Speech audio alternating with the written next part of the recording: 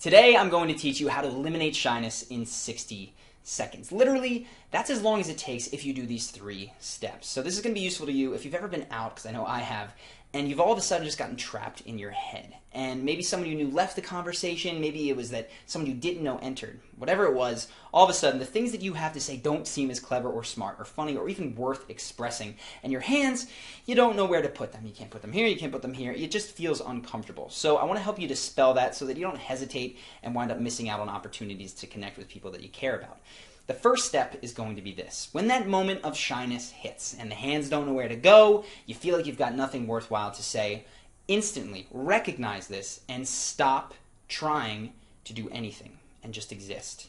In fact, let yourself suck. What I mean by this is you can be boring. When I feel this happen to me, it happens sometimes when I'm out at a bar or a club and I've been separated from my friends and I find myself alone and feeling like I don't really want to jump back into conversation with anyone. But what I used to do was go, okay, you got to be fun. This is your YouTube channel, your charisma on command. You got to do it. And I'd force myself in that moment. Giving yourself 20 to 30 seconds to just stand there and go, you know what? I'm going to suck. I don't feel like doing this right now is such an amazing reboot. So what it looks like is I'll be out and I will literally, my hands will drop to my side. I'm not going to smile. I'm not going to make great eye contact. I might wander a little bit, but I'm going to do as little as possible. And what this does is it frees me, because what shyness is it's when you don't feel like the things you have to say are enough, when you don't feel like the way that you feel is enough or good enough to engage with other people. What happens when you allow yourself to be boring is you give yourself that worst case scenario, right? You couldn't be much worse than this out at a bar or a club or a networking event, right? And what that does is it eliminates the need to perform anything. And for me, this normally takes 20 to 30 seconds before I feel myself reset. And all of a sudden, I don't feel like I should do anything after about 20, 30 seconds. I kind of feel like I want to because now I'm boring myself, right? Or I'll just go home. But at this point, you know you've fully reset when you feel it switch from I've got to, I need to do this, to I kind of want to now. Caveat here, this doesn't mean that you pull out your phone and you text on your phone for 30 seconds. That's the opposite. That's you trying to look busy, right? That's the opposite. It doesn't mean that you go up against a bar or you stand there and try to look cool or you try to look powerful. You actually release the judgments of everybody else. If they're going to think you're boring, totally fine, but you don't try to look like anything. You let yourself just go slack. Breathe deep. 30 seconds later, you're going to feel a massive difference. And that's when step 2 comes in. So this is the reboot, step 1. Step 2 is when we want to get started on the right foot. And you've heard me say this before, but the best way to do this is not necessarily to jump into conversation, but in my experience is to go to your body. The problem with shyness is that the voices in your head that are telling you that what you have to say isn't good enough or that you should just shut up or that your hands are in the wrong place, those voices are more numerous and louder than your actual voice. You're not speaking. You're interior, not exterior. We've got to get you out of your head, and a body is a great place to go. I focus on 3 things. I'm normally concerned with my arms. I need to move these guys around for sure. My voice, and when I say my voice, I mean my whole vocal apparatus. I'm talking down through my diaphragm, through the pelvic floor. The deeper I can breathe, the lower I can make my resonance, the better I'm going to feel. And then, of course, lastly, once I get these things going, my face, my eyes, and my smile. The way I do this depends on the environment. If I'm at a club, I want to go to the place where I can move and make all of these things be as vibrant as possible. That's the dance floor for me. So I'll go to the dance floor, 20, 30 seconds, I dance, I will make noise, I'll yell to my friends, whatever it is. That's going to make me feel better. It's going to make me smile, right? 20, 30 seconds of that, I'm in a great mood.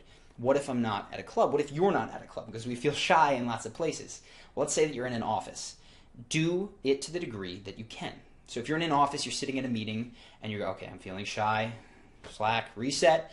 Okay, arms. My arms need to open up, go out, expose the underside of your body, just let it go. So not your body. If you expose the underside of your arm, that's going to make you feel a little bit more at ease. Your voice. To the degree that you can, if you have anything, chime in. But if you can't, even just humming or breathing deep, that's going to engage sort of these vibrational things that I have found are key actually to feeling good. And then lastly, the face. If somebody's talking, you can look them in the eye, you can send positive, feedback via your smile and your eyes. That kind of stuff is going to get you back to a place that you want to be. The more that you move, the more easy that is going to feel to get all these 3 things in place, which brings me to step 3. We've used up basically the full minute. First half is the reset. Second half is getting ourselves off on a good foot by getting into the body. The third thing is sealing it, because we don't want to go back into our head. So to seal it, you find the most receptive, nearest person that you can go speak to, and typically you want to use something that is prepared beforehand. And what I mean by that is that I don't want you going back into your head and going, crap, what do I say now? What do I say to him on a networking event? It's so dumb to ask where, what you do. I know what he does is in my company. I don't want you back in your head. So typically it's good to have prepared for the situations that you find yourself something common that you can say to strike up conversation. What I can give you are 2 killer prepared lines that are going to help you in most situations, like 95%. First one is if you do not know the person, and that's very simple.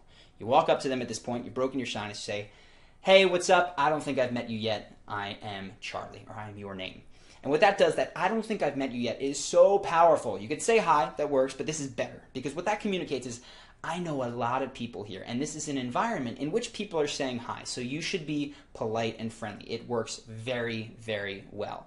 Take that one, use it with people you don't know. If you're in conversation with people you do know, or maybe someone you just met, you can't reintroduce yourself, one of the very simple things is to just take the phrase, hey, this is totally random, but, and then say whatever you want. And specifically speak to a passion, speak to something you like.